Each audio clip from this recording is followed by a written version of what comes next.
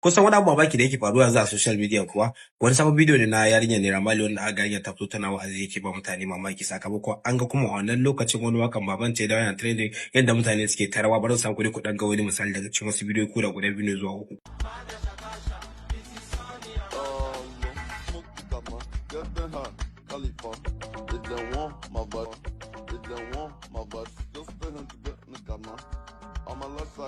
A tare da mutane suke yadda babanta ya kasance kamar wanda za a iya cewa wani jagora ne na wata kungiya wanda ta kasance na maraji a Najeriya wanda ake cewa ma na Malians wanda kuma kowa riga da ya san Malians ba kungiya bata ta arziki kungiya ce ta marasa ji kuma wani ne mai wannan kungiyar babanta ne amma kuma kwatsam kusan mai ba mutane mamaki sai a ga bidiyon yarinyar shi ta fito tana mutane ta kuma wa'azi. Assalamu alaikum guys, I'm gonna be giving you guys a couple of tips on how to handle everyday life in Islam. Number 1, make sure to always do your salah on time.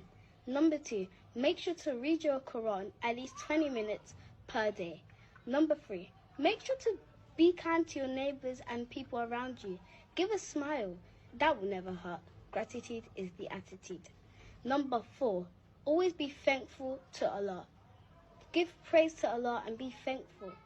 Hope you enjoyed. Kafin ta yi wannan bidiyon na wa'azi a kwanakin baya sun yi bidiyo duka ƴan shi guda biyu suna karatun Qur'ani wanda shi ma wannan abin ya ba mutane mamaki sosai. Bismillahirrahmanirrahim.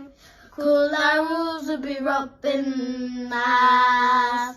Hata a makarantu na Qur'ani manyan malamai suke ganin irin abin mamaki ne ba maka dan ba ganin da aka yaye Naira Marli ta tsaya tsayin daka akan karatun addini. A person in Malian will not have manners. That's the meaning.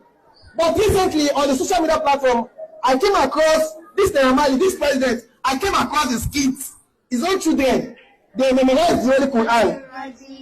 Naira Marli's children, he gave that to the baby.